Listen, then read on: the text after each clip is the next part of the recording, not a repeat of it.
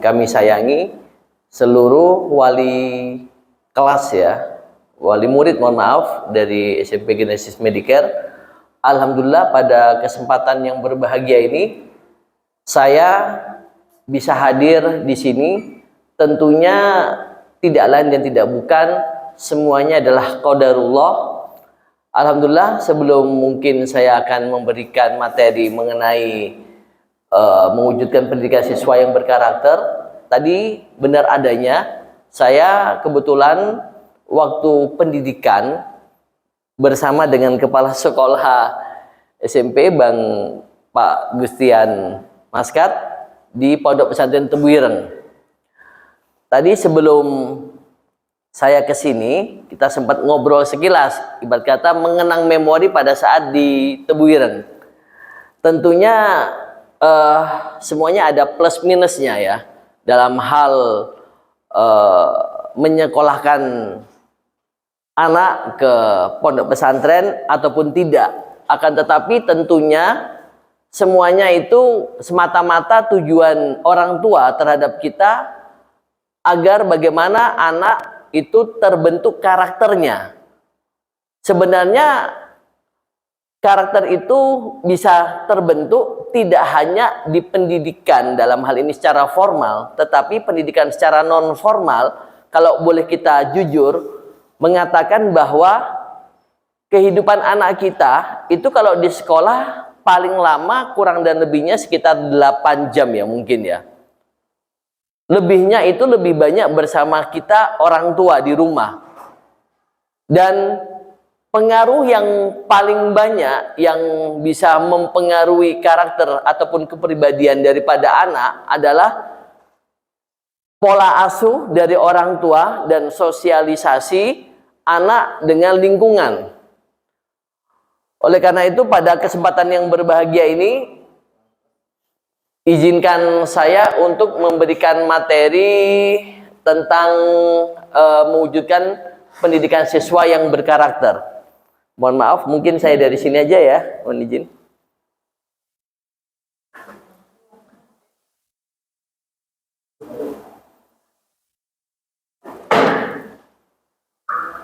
Bahas tentang mewujudkan pendidikan siswa yang berkarakter. Terlebih dahulu kita harus mengetahui bahwa anak-anak kita itu kalau memasuki dewasa, dia kita katakan remaja. Adapun klasifikasi atau pembagian remaja itu ada dua, yaitu remaja dini dan remaja akhir ya. Adapun untuk usianya, kalau remaja dini itu antara usia 13 sampai dengan 16 tahun, antara SMP ya menginjak SMA. Kalau remaja akhir itu usia 17 sampai dengan 18 tahun. Berarti SMA kelas 2 ya, antara kelas 1 sampai dengan kelas 3 lah, kurang lebih seperti itu. Slide.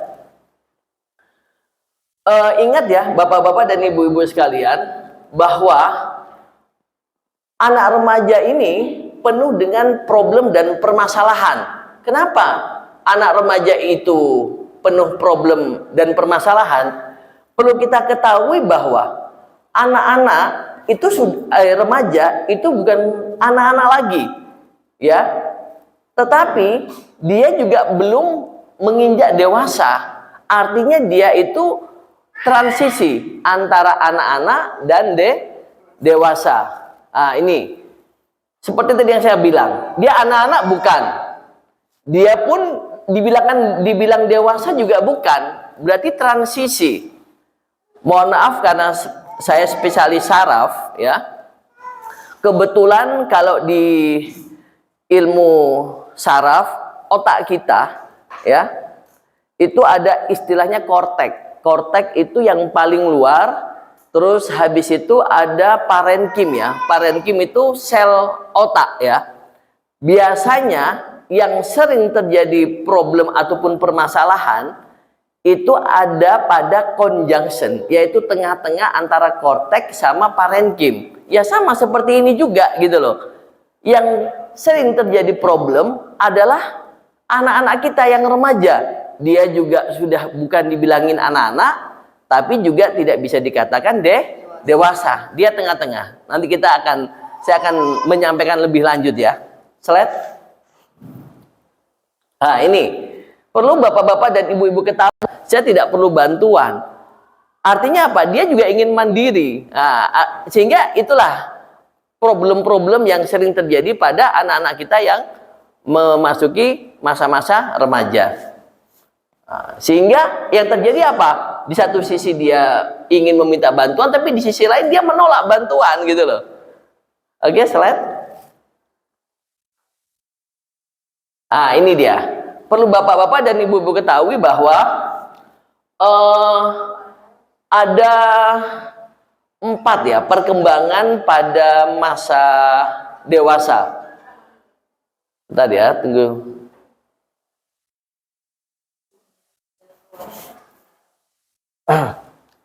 Ya itulah memang yang sering terjadi ya. Saya yakin tidak hanya saya ataupun mungkin guru-guru, saya yakin bapak-bapak dan ibu-ibu sekalian mengalami hal-hal seperti ini. Kita juga tidak boleh terlalu keras, juga tidak boleh terlalu lemah juga. Ibarat kata kayak kita bermain layangan, layang-layang ya. Kadang kita tarik, kadang kita ulur, kadang kita kenceng, kadang kita juga lembutkan gitu loh. Pada saat mana kita kenceng? Jikalau dia melakukan hal-hal yang menurut kita melanggar, kita harus kenceng. Tidak bisa ya, mohon maaf ya sekali lagi. Kalau kita lihat bagaimana sekarang orang tua menganggap anak sebagai teman, itu kok menurut saya juga, mohon maaf ini kalau mungkin ada yang tidak sependapat, juga kurang pas. Kadang kita bisa menjadikan, kita ini multi ya, bisa kita sebagai teman, bisa kita sebagai orang tua, tapi kita harus tahu posisi kita. Kalau kita menganggap kita sebagai teman terus, nanti akhirnya unggah-ungguh, kalau bahasa orang Jawa, anak kepada orang tua sudah tidak ada lagi. Sehingga kalau kita perintah ataupun kita memberi tutur kata, nanti mungkin nggak didengar lagi. Itu yang harus kita hati-hati. Nah ini ya, perkembangan penting pada remaja. Ada 4 perkembangan, yaitu perkembangan emosi, perkembangan sosial, perkembangan fisik, dan perkembangan kognisi. Nanti akan saya bahas satu persatu ya. Oke, slide. Ingat bahwa perkembangan emosi ada yang paling khas ya pada remaja, yaitu badai dan topan atau storm and stress ya. Ingat bahwa anak remaja itu emosinya pasti tidak stabil, terus tidak menentu dan pasti meledak-ledak. Karena namanya remaja itu kan apa ya, emosinya pokoknya beda sama kita yang sudah dewasa. Kita kalau ada masalah kita masih berpikir 1000 kali lah dalam mencari solusi. Tapi kalau anak remaja itu udah pokoknya yang penting tabrak dulu, nanti urusan belakang gitu loh, anak remaja itu kan ya. Oke, slide. Adapun penyebabnya ya, kenapa dia itu meledak-ledak, terus emosi tidak stabil ya, itu banyak faktor yang mempengaruhi. Sesuai dengan bidang saya, bahwa remaja, mohon maaf kalau perempuan ya, terutama yang biasanya SD kelas 6 atau SMP kelas 1, biasanya menstruasi yang pertama, menarche ya, itu kan secara hormonal pasti ada mengalami perubahan lah ya. Begitu pula yang laki-laki sudah balik lah ya. Nah ini ya, itu juga dipengaruhi oleh hormonal, juga dipengaruhi oleh nutrisi, terus anemi, terus kurang kalsium, cacat tubuh.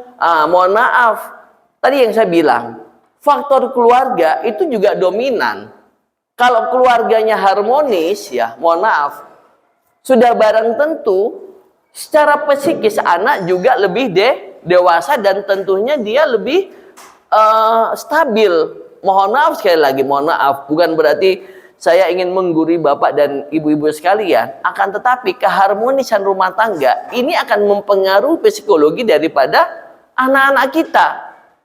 Bisa kita lihat, terlalu besar. Karena apa? Nanti akan mempengaruhi tadi itu. Dia akan copying sejati adalah anak-anak kita.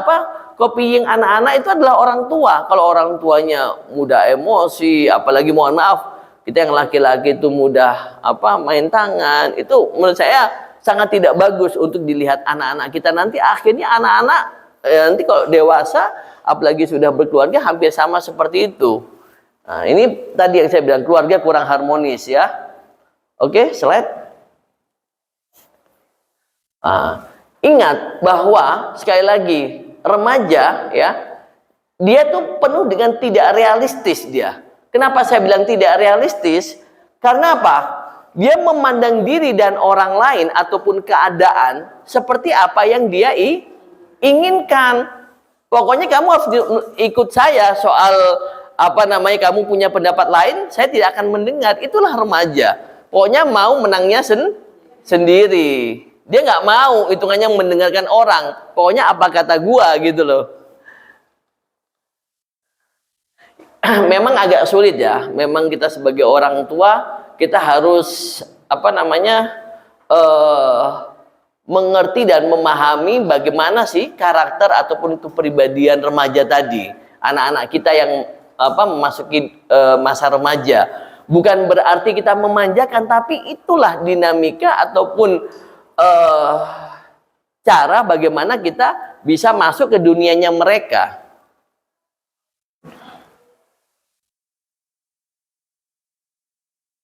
Nah, sekarang yang kedua ya, yaitu perkembangan sosial.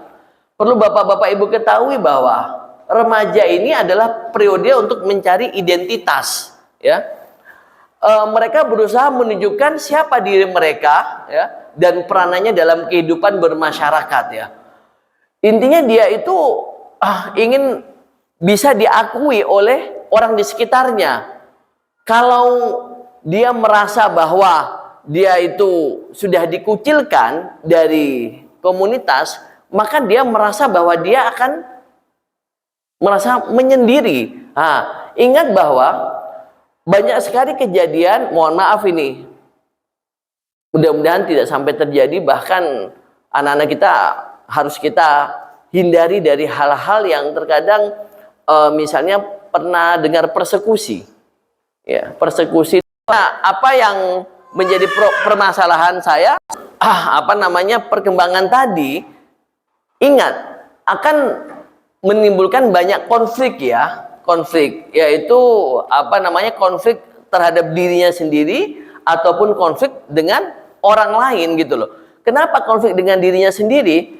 Karena dengan perkembangan fisik, dia merasa bahwa dirinya sudah tidak anak-anak lagi. Tapi di sisi lain, terkadang aturan-aturan ini mengikat gitu loh. Sehingga dia menjadi dilema. Itulah konflik secara internal. Konflik secara eksternal dengan orang tua, dengan orang di sekitarnya, dengan gurunya. Tadi yang saya bilang, pasti dia ingin mencari jati diri. Sehingga terkadang apa yang bisa saja terjadi gitu loh. Terus lingkungan juga mempengaruhi perkembangan anak-anak kita. Adapun kalau kita ingin mengatakan bapak atau ibu tidak seperti kamu, bapak ibu seperti itu juga tidak dewasa juga kita menyikapinya. Kita harus tahu tadi minimal kondisi dasar daripada anak-anak kita yang memasuki masa remaja. Sekarang saya akan membahas tentang seperti tema kita, yaitu mewujudkan pendidikan siswa yang berkarakter ya. Saya akan membahas tentang perkembangan karakter. Slide. Nah, perlu Bapak-bapak Ibu sekalian ketahui bahwa karakter manusia itu tadi dipengaruhi oleh faktor biologis, faktor lingkungan ya. Faktor lingkungan di situ juga ada lingkungan keluarga, ada lingkungan masyarakat, dan lingkungan sekolah. Ingat bahwa karakter ini penting sekali. Makanya kenapa, mohon maaf kalau di Islam itu Rasulullah itu diutus liutamima makarimal akhlak, diutus untuk memperbaiki akhlak. Kalau bahasa kita itu karakter ya. Karena apa? Karena dengan karakter yang bagus, yang baik, insya Allah anak itu bisa jauh lebih baik. Kalau dalam ilmu saraf, kita ketahui bahwa otak ya itu ada dua, ada otak besar yang kita sebut dengan cerebri sama otak kecil yang kita sebut dengan cerebellum. Ya, kita abaikan dulu yang otak kecil, kita fokus ke otak besar. Mungkin bapak-bapak dan ibu-ibu sekalian pernah tahu tidak otak besar kita itu dibagi menjadi dua, ada otak kanan dan otak kiri. Selama ini kita berpikir bahwa anak-anak yang berhasil adalah anak-anak yang mempunyai kemampuan intelektual yang bagus. Ternyata tidak. Malah anak yang sukses, yang berhasil, anak-anak yang mempunyai kemampuan emosional yang bagus. Kalau intelektual itu berada di otak mana? Kiri ya, hemisfer kanan ya. Antara otak kiri dan otak kanan itu ada penghubungnya, namanya corpus callosum. Sehingga harapan kita ya Bu ya, harapan orang tua semuanya, anak-anak kita punya kemampuan intelektual yang bagus dan juga mempunyai karakter yang bagus. Oke, slide. Intinya dari slide ini butuh sekali dukungan orang tua untuk membentuk karakter anak kita ya. Kalau orang tua dalam hal ini kita ini tidak perhatian kepada anak, mohon maaf kalau yang Islam